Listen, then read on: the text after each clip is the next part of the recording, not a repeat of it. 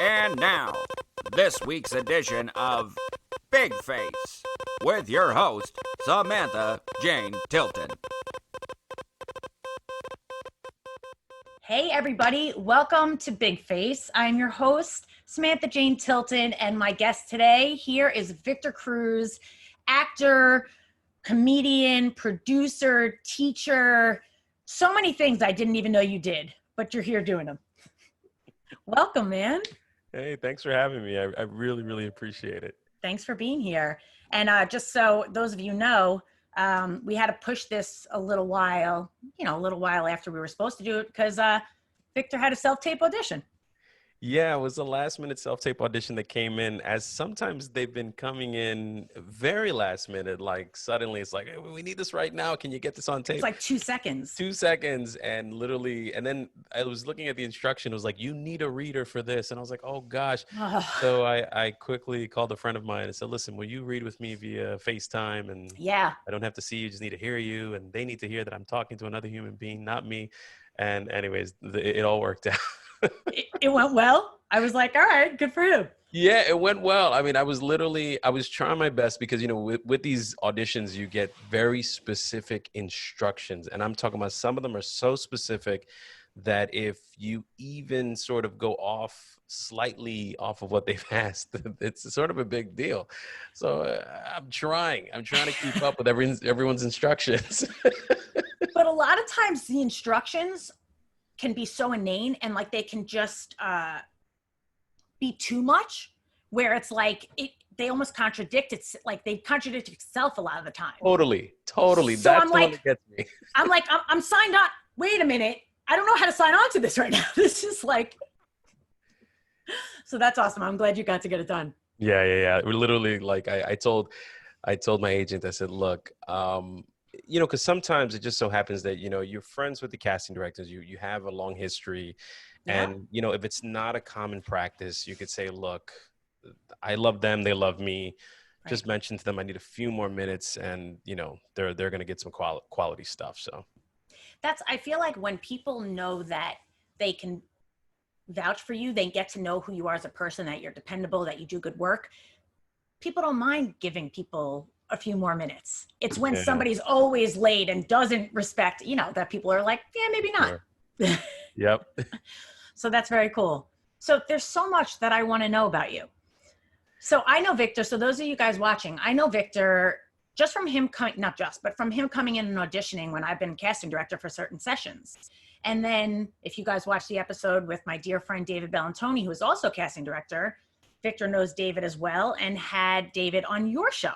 Yes, I did. And that David is another like good friend in the business who I've just known for a while. And also know that he's more than a casting director, that he's a writer and he's a producer and a director. And, just a Renaissance man, a survivor, a guy who an artist who does it, makes it happen. And you just admire, folks like that. So he's definitely a friend I keep close. We're lucky to have him. He's one of those. He's just as solid. Like we'll always say about somebody, if we like somebody, we're like, they're a good egg. And he's exactly that. He's a good egg. You know? Yeah. And he keeps it real and he's humble at the same time. So it's like, you can't ask for anything better than that. No. Speaking of, there's so much. Speaking of humble, so I know you and your vibe and your energy has always been really nice whenever I've met you with your auditions. But then before doing our interview, just reading a bit about one of the things that you've shared with me is that you have an acting studio, that you're a teacher and a coach. So if you want to tell us about that a little bit. Yeah, for sure. Just as an actor, like when I started acting, I kind of just naturally and organically, would help my friends prepare for auditions or, just found myself extra helpful, giving some really good insight on maybe how they should approach things. And I found that it was very helpful. But more than that, I found that I actually enjoyed to do that. I just enjoyed helping people. And so I was sort of unofficially sort of teaching for a little bit and doing workshops here and there. And then finally, maybe about, I want to say 10 plus years ago, I just decided to do a workshop and see if it's something that I could do officially. And that first workshop over 40 people showed up, and most of them I didn't know. Mm. It was just word of mouth. People said, you should go and hang out with Wow. Victor and see what he has to offer. And that was the beginnings of it. And I just said, okay, I think this is something I can do. And so that's how it began. It just started as me just simply renting studios in Midtown and conducting classes, till now I actually have an official studio on 38th Street between 8th and 9th in New York City, and Wow. conduct classes. I offer self-tape services. I also conduct, pre-pandemic, I was conducting my own podcast interviews about the acting world and Yep. industry. And I would interview folks like yourself Yeah. to just talk about, best practices and things that actors should think about, or things that we don't know, and the Yeah. do's and don'ts and things like that. So yeah, so that's how it all began. What's the name of your acting studio? Just so everybody knows. It's the Victor Cruz Acting Studio. And if you want to find out information about it, you can log on to the name itself, victorcruzactingstudio.com. It's got tons of information. We've got some remote classes coming up.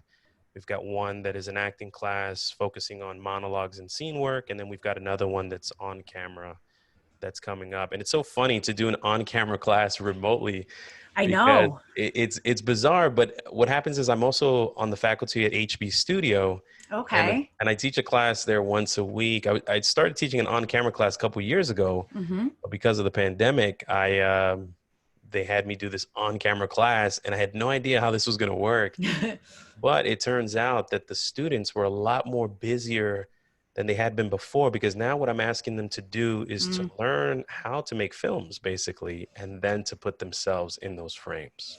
Huh. Yeah. That's very, very interesting. Yeah, Wow. like And then literally. okay, I'm sorry. No. I'm sorry to cut you off. No, So please. yeah, it's just everything, like to write a script, to how to frame things, how to think like a filmmaker, so that then they could put themselves in front of a camera, because I couldn't be there with them. So Yeah. I mean, it's interesting just reading about your school. And by the way, so all of Victor's info about his studio and everything, when you want to know more, because you're going to want to know more after all of this, because I already do. And from reading stuff, all of his info, all of your info will be there with the episode, so people can find you. And just reading about the way that you teach, the way that you approach giving students things directed for them, that there's not this cookie cutter way of teaching, but that you have people write their own material and give them different insights into themselves, not just assigning work. And I think that that's really special. yeah, it changed my life, because I had training as an actor, and I went to conservatory at SUNY Purchase, and I learned all the different classics, different approaches to acting, and some of that stuff is still in my DNA, just things that I love that work for me. But along the way, I met a spiritual teacher who changed my life, who really encouraged me to look at myself in the mirror and to see myself for who and what I was. Also to truly accept myself and the gifts and where I was at that moment. Also, how you always hear, like, love yourself and honor your journey. Sometimes those terms and sayings can be taken for granted, because people use them on Hallmark cards, or you see them here and there. But when you actually do that work and you have to face yourself, it really does give you this internal strength that you never thought you had, and it was always there.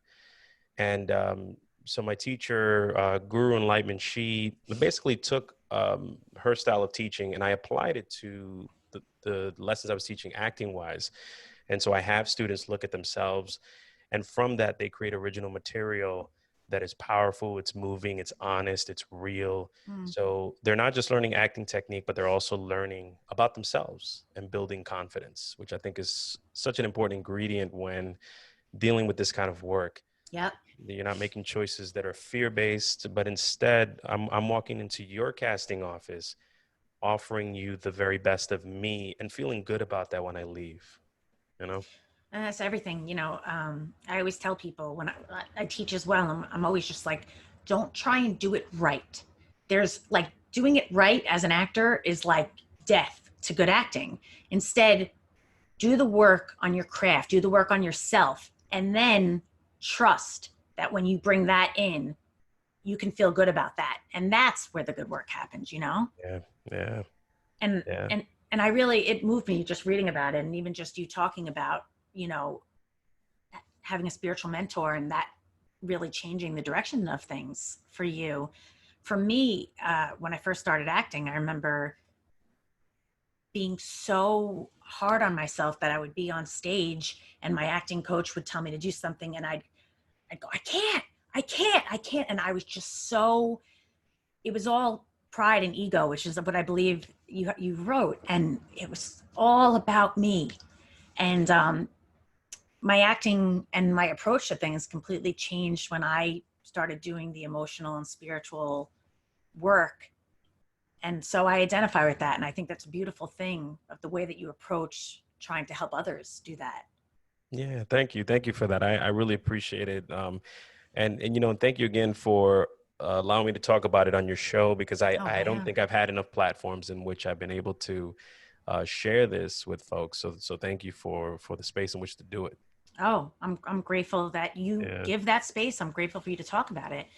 You know, when I teach class, that's one of the things that I say all the time, how important it is to have a safe, supportive space where, and I believe you wrote that on your website too, where you can fall on your face and get back up with strength. And like, that is everything. Cause Samantha, and also as an actor, I want to be the best immediately. I hate not being perfect. Yeah.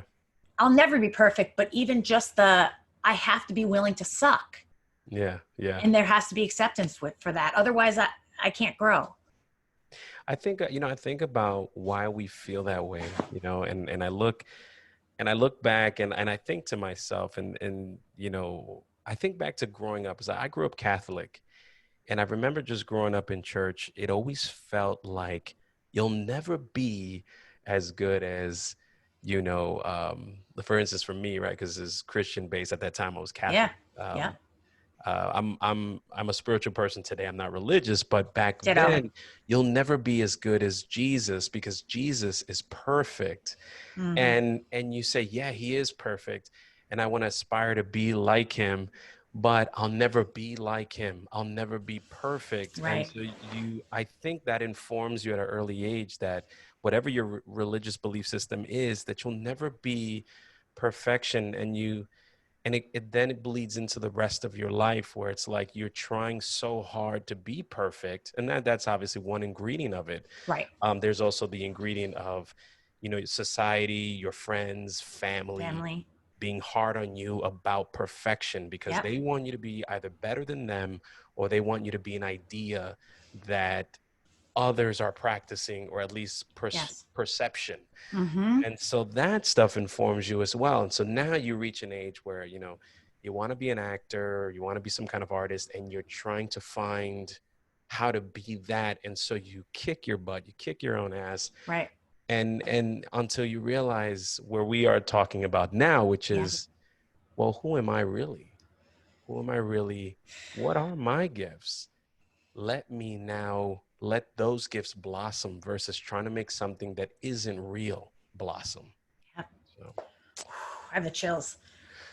It's, you know, it's like you said about Jesus. And I think for some people it can be religious, and some, as a kid, anybody in authority can have that greaterness to them. And so their word is gospel. I speak for myself. Yeah. What they say is the gospel. Right? Yes. And so what they would see in me or what was wrong with me, they were right because they knew. For sure. And so I carried all of those beliefs with me that kept me blocked. That I mean, I feel like it's always a process of working through all that stuff, right? Yeah. But it wasn't until it's like, oh, that's not about me. That's their stuff. That's right. How do I clear that? Who am I really? That's so true. And you're right. We're going to continue to work on that, because there's so many layers of belief systems that we think we've arrived at a place where it is our voice, and it may just be another layer that we've got to deal with that isn't ours still. You know, and the hope is that you will work on yourself consciously to the end of your journey, but along the way, your message, including this show that you've created, is going to be a place where people can be inspired, because sometimes we don't realize who we inspire in the I know. process. And it's huge. I know you've met actors later on that said, however many years ago, you told me in that audition room to believe in myself, and I realized I didn't, and now I do because I thought about it. So those things we can contribute to change people's lives. And it's so true. And I think in order to do that, it's gotta, for me, it's gotta then not be about me. Like, even when I do these episodes, I don't watch them back. Right. I edit them just to have it all, but because I let it be. I have acceptance that whatever I said, I was supposed to say. I don't need to judge it, and it's out there. Right. There's because it's not about me, and if somebody's gonna get something from it, great. And it's not about me. Like, that's what finally got me to do this, is that instead of thinking, how is this going to affect me? What if this and what if that? What if it doesn't work out? What if it became about people like you that might have something to say that could help people, especially right now. And I know just talking, this helps me, like hearing from someone like you right now. Yeah, I love this. This is the best. I'm glad I love that you're doing this. And Thank you. And I understand that, of like, no, I'm not going to sit here and watch this and then start to think that this isn't enough. I'm going to put it out there, and then maybe I'll watch it, and I'm going to deal with it for what it is. You're right. Imperfect, always a work in progress, which it is, right? Yeah.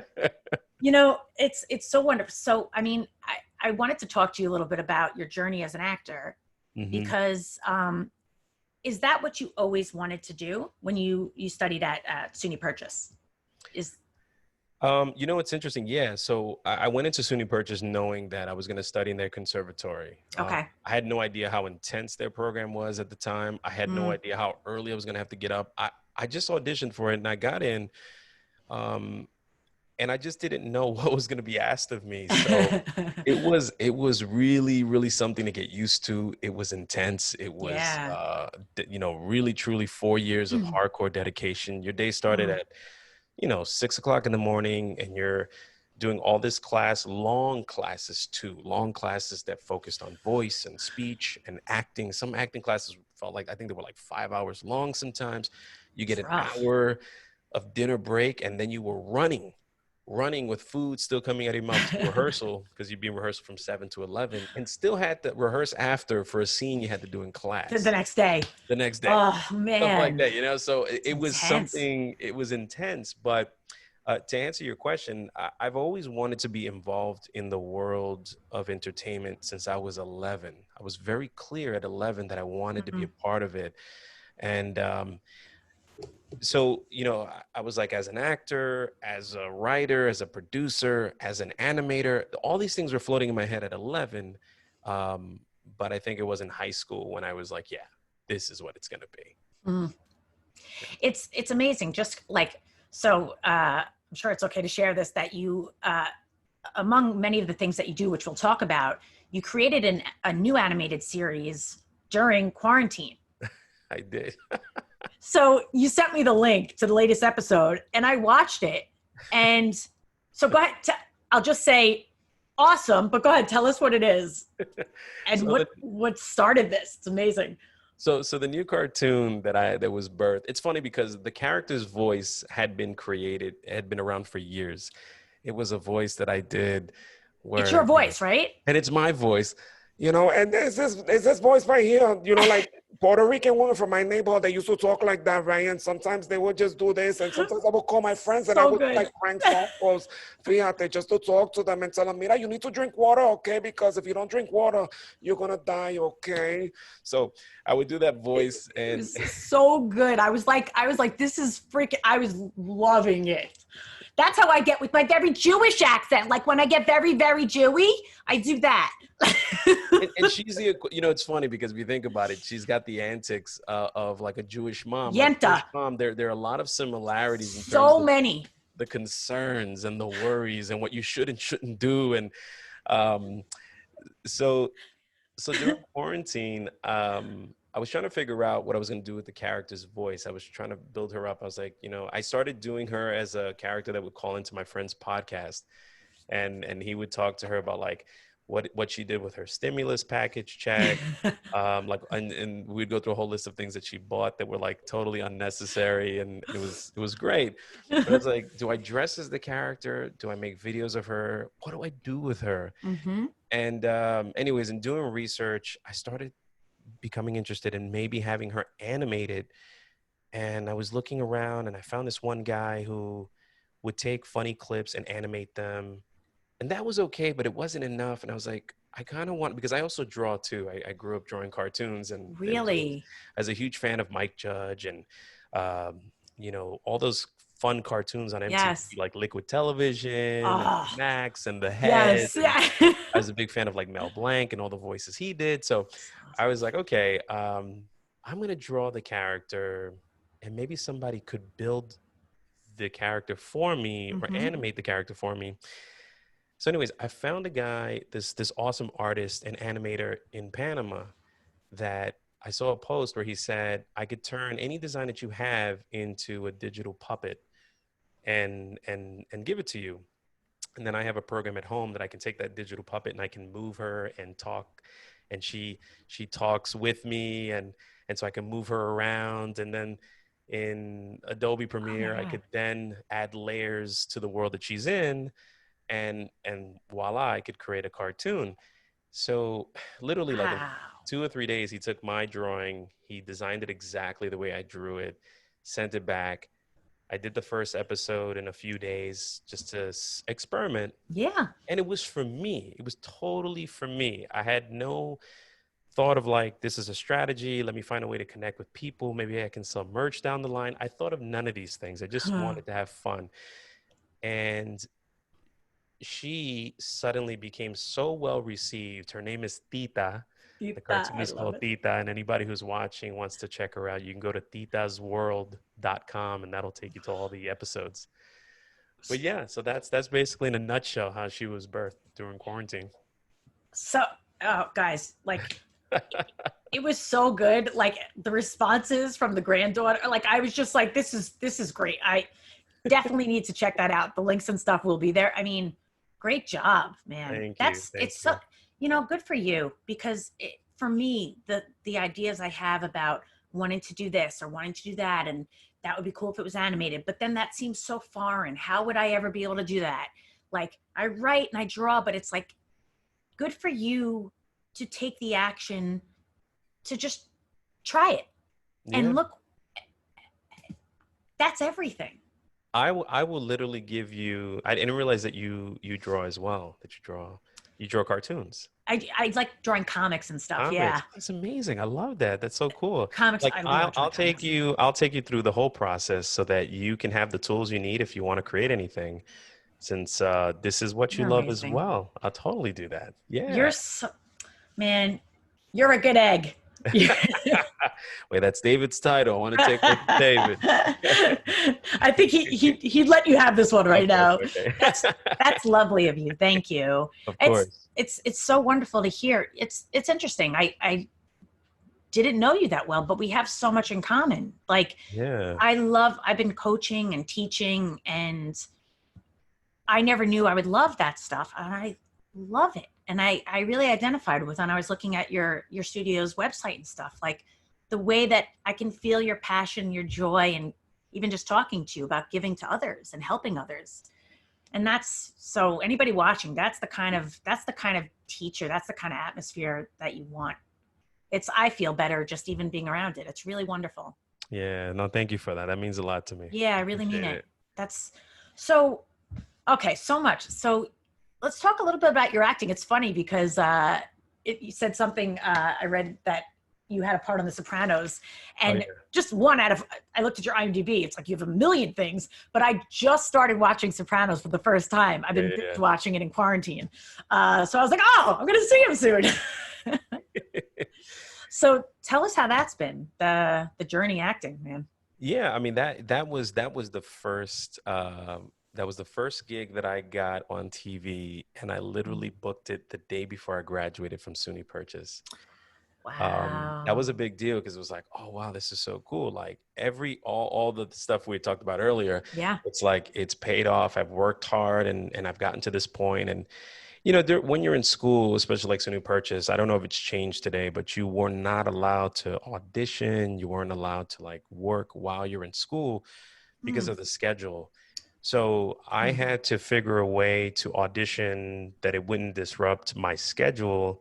And it's because the opportunities were coming up and I didn't feel like I could turn them down. And I'm glad I didn't, because had I not built a relationship with casting directors before I graduated, I would not have been able to walk into sort of doing that already. Yeah. And so I booked that role before I graduated. It's funny because then they bring you in for the reading amongst the entire cast. And I have one line, but I don't care. I don't care if it's one word, like, hey, It's like, hell yeah. It's amazing. Yeah, go ahead. I'm sorry. No, it's I'm okay. like so excited. Edie Falco is sitting next to me, and James wow. Gandolfini is sitting 2 people away from me. And when I said my line, he looked at me with this real serious look. And I thought to myself, I'm going to be whacked. Reading. Like he looked at me like he was Tony Soprano. Wasn't James Gandolfini. I mean, that's how good he was. Steve Buscemi was in the room. And, I mean, all these amazing actors. And they were so kind and sweet. And it's funny because my one line ended up being cut. And just pause there for a second. So you're hearing this amazing story, guys, right? This is so the business. The one line, all of this goes into it, and the one line gets cut. That's show business, guys. That's show business, baby. And good to know that, though. It happens to the best of them. Go ahead. No, I don't know the line is going to be cut because we filmed it, and I'm sending postcards. This is the time when you would, you're still sending headshots in the mail, like all to every single person you can get to. Postcards galore. Yeah. I've got all my friends in my mom's house, and we're all waiting for the moment to come. And then there's the scene, and then I look up and cut to the next scene, right? And it's like, wait, there's the... And so I was like, oh no, they cut my line. And then they come back, and I think I'm like dead. I think I'm dead. I'm not even sure. But anyways, my name pops up in the credits. And so my mom said to me, she said, look, you're still there. You're still there. And your name is in the credits. You were part of that episode. And everybody applauded for me. And I was like, okay, yeah, thank you. You know what? Oh my God. It's so funny. It reminds me, did you ever watch Friends? I've started binging it recently. Oh, wow. The first season. Yeah, because I used to watch it sporadically, but I didn't watch it religiously like a lot of my friends. Yeah. So now I'm really enjoying it, actually. But what can I look forward to? There was Joey gets a role on a show. It's like, I think it's like Law and Order or something. And his grandma from Italy is there, and everybody's there. And she's like, oh, my Joey. And then they're all like excited, and he's like, uh-oh. Everybody keeps smiling. And they're like, what? He's like, I'm dead. They're like, how do you know? Maybe they're like, well, I'm in the body bag. Like, so I think I'm dead. They killed him off in that episode. They didn't even show his face. He was already in the bag. So he has everybody there to watch it. I'm like, dude, this is amazing. Because it's so true. There was an episode I had watched recently where Joey's butt was going to be Al Pacino's butt.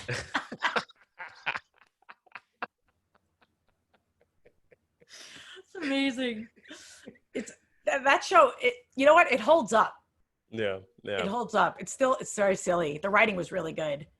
Yeah, no, it's good stuff, man. It's good. I didn't realize how good it was till I started watching it. I was like, oh, okay. So yeah, I've been giving that a break, trying to do different ones. But yeah, so like with you with that show, like it goes to show what an experience. So much of like, I think longevity in this career, in this business, is not focusing on the outcome and the result, but the experience. Because like, look what the story you just had to say about James Gandolfini, like, and seeing all those people in the room, and what a lovely experience. Yeah. And you got there. You got it. You know how many people didn't get that? They didn't get the role. They didn't get that experience. So like editing is a whole other thing. And being on the casting side, to see how much goes into why somebody doesn't get it, even though they nailed it and they were like number one pick. Yeah. the outcome is like, there's so many factors. Yeah, no, it was awesome. I mean, I hit the lotto. For me, it was the most amazing experience. Nothing at that time.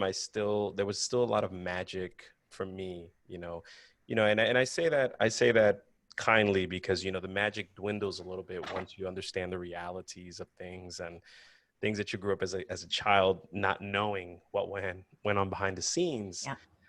That magic was still there for me at that time. And so, I was in a very much like in a childlike state, excited to. I know. There's some of those first experiences. I just remember this the other day. Do you know Isa Morales? Yeah. Yeah. So in my acting class one day, so when I first started acting, he was a student of my teacher's like years before, and he came to visit and check out class. And I remember we all had to do the same scene. And I went up to do it, and I was like handcuffed to the chair, and I was like talking to an officer or detective and being like, pretty much like, fuck you, Yeah. But my instinct was, even though I was handcuffed to the chair, I got up with the chair and like kept it and got in the cop's face, still holding the chair. And it was just, I was very into it.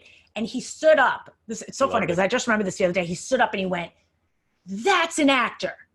And it was like, oh, like, You're Isa Morales. it's La Bomba. Oh yeah, that was my first introduction to him. I don't think I had seen anything else, and I think that was my first. Yeah. It's funny because my mother was from Argentina, but I grew up. It's like so I like especially love like Tita and stuff, and I love all that stuff. But I also grew up Jewish, and everybody just always thinks I'm very white and Jewish. So, and I never would ever get past like cast for anything Hispanic at all or anything.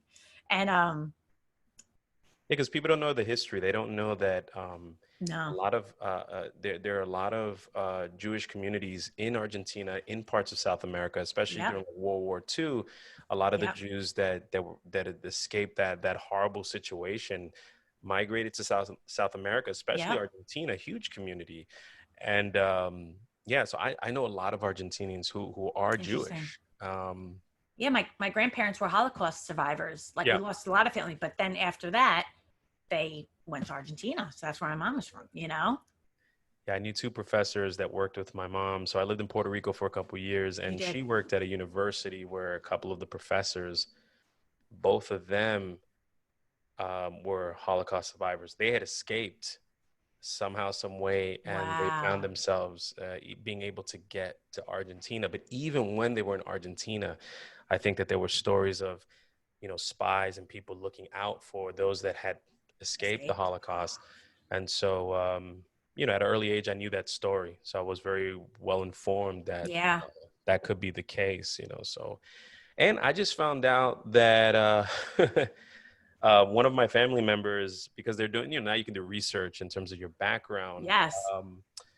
That I may have some Jewish background in my family. And so I have to look into it a little more, but I just recently found that out, which is interesting. Why did you do one of those 23andMe kind of tests, or just from knowing from your family? A cousin of my mom reached out to her, and she had done the test, and she found some information. And so she was saying that, I think it goes as far back as like my great grandmother was Jewish. Fascinating.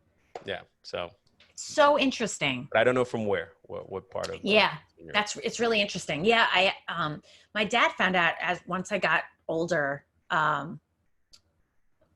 that he was adopted. He never knew his whole life. And both of his parents had passed away, adopted and regular, and birth, and regular. And the venti, there's minor, there's tall, and then the regulars.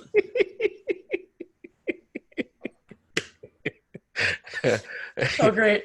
It turns out that I'm Italian, but so he never knew. We just thought he was Jewish, but he's like half Italian. So I never knew my whole life that I was Italian. So it's interesting when you find it out. That's so fascinating. You got to find out more about that. Yeah, I will actually. I'm going to do the test and try to connect with other family members, because I guess you connect with other people when you do the tests. Yes. people that are in your family. And there's a whole side of my grandmother's family from my mom's side that I don't have a relationship with, like in terms of her Right. family, like cousins and siblings. I don't really know them. But they were like doctors and lawyers, and they were, you know, yeah, there's a whole other story I don't know. So Yeah. There's a whole lot of stories we don't know. yeah. That's so I want to know, like, I think it's important. Before my grandma passed away, she took me to Israel, and long story short, she didn't know this, but I walked around with a recorder for 2 weeks when I was there with her, and I kept asking her stories. And so I have all these mini cassettes of stories from the Holocaust, and I just have to get them. I need somebody that's good with like audio editing, because they're the little mini cassettes. They don't sound that great. So I need to get somebody to work on it, but there's so many stories about the war and stuff. Yeah. You might be able to find a cable that goes from your recorder into your computer or some sort of converter. I did get them into Audacity. Okay, good. So I have them. Good. I just can't figure out how to get, like, you know, the background sound out and raise the somebody that's better with that stuff. I gotcha. Yeah. You're like, I'm like waiting for you to be like, I'm very good at that, because you seem to be very good at that. What you do is, well, you know, there are stuff. I know that, like, I know Adobe Premiere, like there are some little tricks and things that some plugins that you drop in, and it will literally just focus on what's at hand. So like maybe your grandmother, just her voice. Just the voice. And then the other stuff it'll sound strange, but it'll be pushed away. So it'll be like almost really isolated. Yeah, isolated. You know, it might sound like it's underwater, everything. Yes. But she's forward. So see, that's all that's, as long as I can hear what's actually important, that's great. That might be helpful. I don't know. Do you have Adobe Premiere? I don't. Okay. I don't. I could look into that. I'm like, yeah. Well, I'll see if I can find some other tricks for you, but I'll share that as well. I think Thank you. Thank you so much. We'll talk. And yeah. We're connected now, man. We're connected. yeah, for sure. So tell me, I mean, you do so much. You produce features, you write, you animate. Like, what how have you been keeping busy during the quarantine?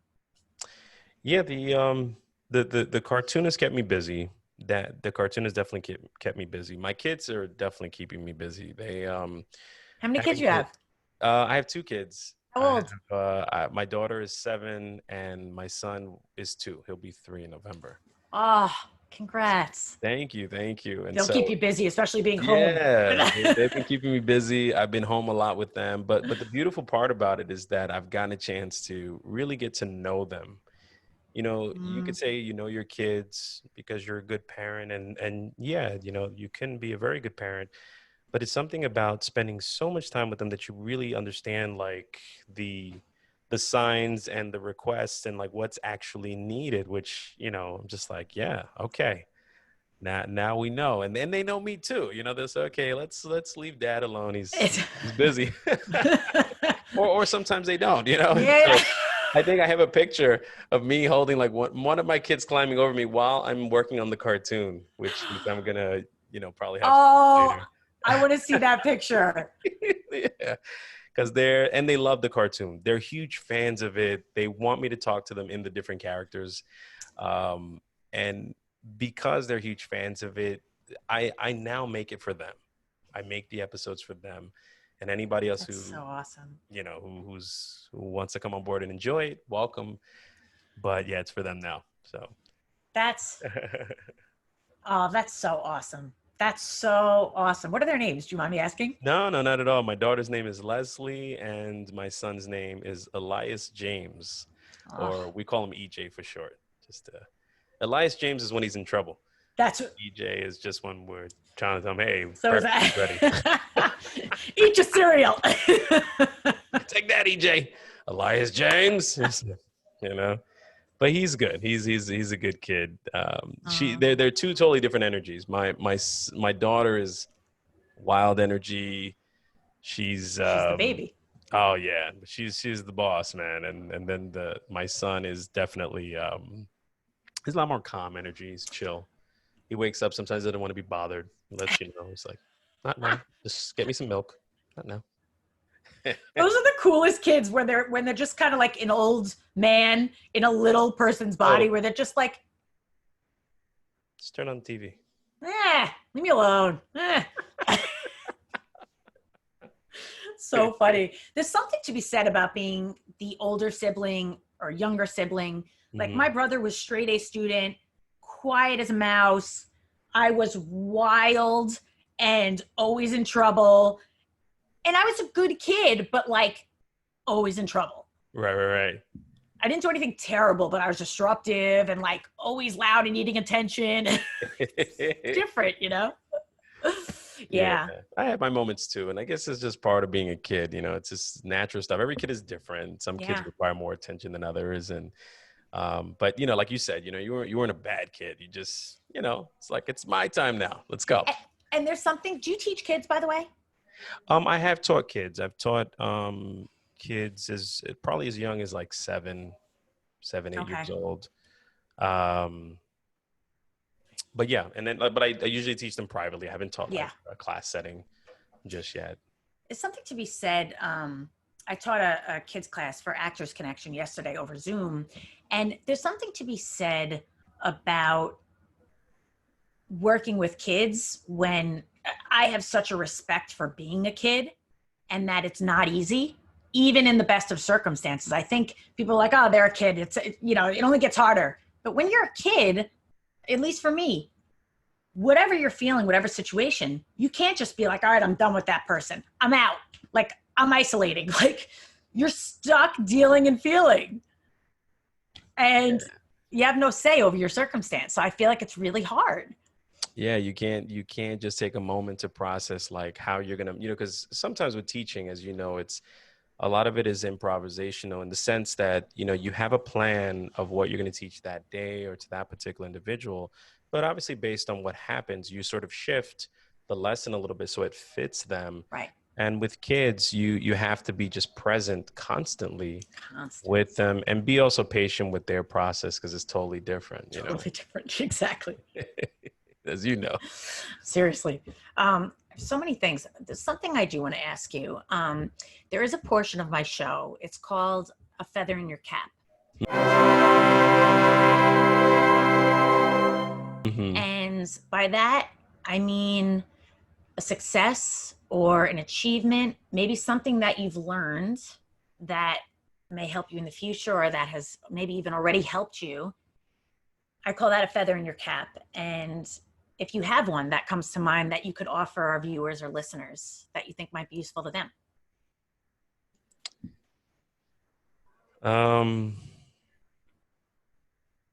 That's a good question. And definitely, so this would be something that I have acquired over time or learned that has changed the way that I do things. Right. I think the one thing that comes to mind right now is learning how to trust. Learning how to trust myself has been a big one. In the beginning, I spent a lot of time asking people what they thought about a choice that I knew I was the only person that could make, because everybody's experiences are different, right? It's like, you know, how people have relationship problems and they'll go to a friend and they'll say, what do you think I should do? Well, the reality is like the friend can offer, but only so much, because they're going to give you advice based on what they know from their own relationship experience or how they would deal with it. And so learning to trust, learning to listen to the answers inside was a big one for me.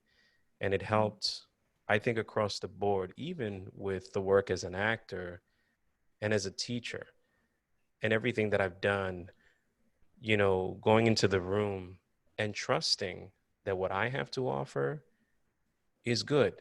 This is good stuff. As long as it's honest and it's real and it's relevant to the character, trust your choices, trust your instincts, and be okay with them. Get comfortable with them. Feel good in them. Leave feeling empowered that another day you walked in and you allowed yourself to just be exactly who you're supposed to be. And that's a big one that has changed my life and continues to change my life as I enter different levels of myself. Peeling the onion. Yeah. Yeah, yeah. You know, there's something to be said about being you outside of pride and ego, because I just have to say, just honestly speaking for myself, you being here today, you being you exactly as you are is truthfully very moving to me. It's really beautiful to get to know you. It's inspiring and just heartwarming to hear who you are as a person, and a little bit, I mean, I know it's a morsel, you have a lifetime to try and put into, you know, a few words, but really you're so genuine, and thank you for being you. Oh, thank you. I'm so glad you got to this point of being you. I know you'll continue to, but I know I'm certainly grateful to have this time getting to know you a little more, and I'm sure you guys out there will feel the same. It's really lovely. Thank you, Sammy. That means a lot to me. Thank you, and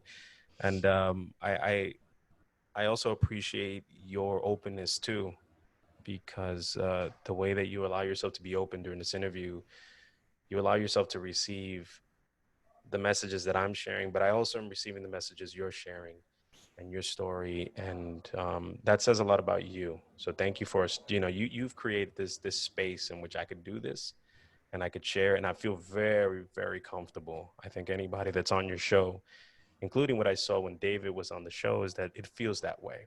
So thank you so much. I'm really, thank you so much. That's such a nice thing to say, and I'm just glad, because to be honest, it's effortless with you. I'm just the same way. I'm just present with you, and it's just nice to talk to you. Yeah, same so here.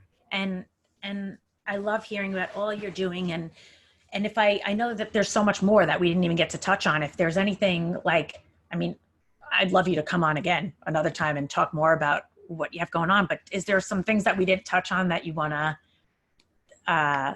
any of the stuff that you have going on? Or like, he does everything, guys. He produces, writes, animates, all this stuff. So if there's anything that I like glossed over, please throw it at me. Yeah, you can check out, this is probably something I didn't mention to you, but if you have access to Amazon Prime, there's a feature film that that I produced and co-directed called The Stockroom, which is up there. It features some other familiar faces, maybe for you, Sammy, maybe people who've walked into your room, like April Hernandez Castillo, Luis Antonio Ramos, Liza Colon Zayas. These guys, they, you know, just bless me with their time. And so the movie focuses on the stockroom of a clothing store. You know, it's just an hour and a half of some stories. It happens all in one day from 9 a.m. to midnight. So check it out. Yeah. I'll definitely check it out. You guys, I'm already, that's like next on my list. I've been looking for something other than Sopranos. It's on. I mean, no one gets whacked. That's what. Come on, man. But it's just a break from getting whacked. That's all it is. A break from getting whacked. A little break from getting whacked. All right, fine. People's jobs get whacked, but that's about it. It's as far as we get with the whacking. But yeah, that's definitely, awesome. You can follow me on Instagram, Victor Cruz Films. If you want to check out the cartoon, you can log on to titasworld.com.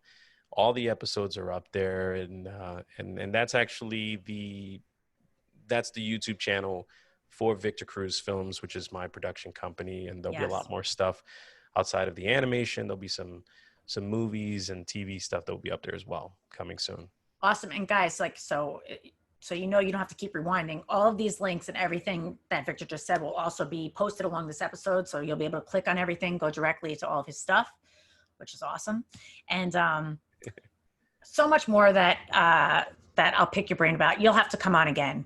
I would love to. I really love hanging out with you. And ditto. We'll love to hang out with you. Obviously, outside of here, I'll share some information with you. Yes. I would love to see your own projects, your cartoons and comics come to life the way that you'd like them to come to life. And let's keep chatting. Yeah, man. You're I'll definitely pick your brain. We got to do some good stuff together. I always feel this, and this is, I get an energy from somebody, and then it's usually my instincts kind of right with that. And then it's like, these are the people I want to talk to, like, you know, and it always turns out right. So thank you so much for being here. That's my pleasure.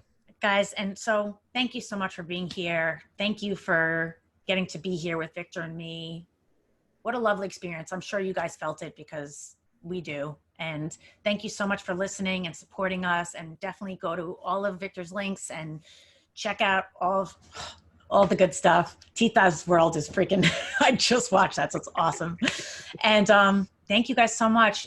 Click like, rate, subscribe, all that good stuff. If that helps, it does help us keep it going and keep us all connected. So thank you guys so much, Victor.